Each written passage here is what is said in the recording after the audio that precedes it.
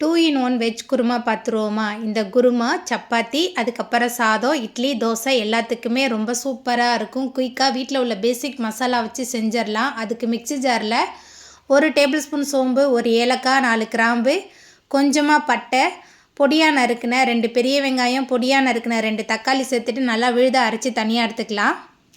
தாளிக்கிறதுக்கு அடுப்பில் கடாய் வச்சு 3 டேபிள் ஸ்பூன் எண்ணெய் சேர்த்து எண்ணெய் சூடான பிறகு மிக்சியில் சேர்த்து அரைச்ச விழுது கூடவே 1 டேபிள் ஸ்பூன் இஞ்சி பூண்டு விழுது சேர்த்துட்டு பச்சை வாசனை போகிற அளவுக்கு நல்லா கலந்துட்டு வதக்கிடலாம்.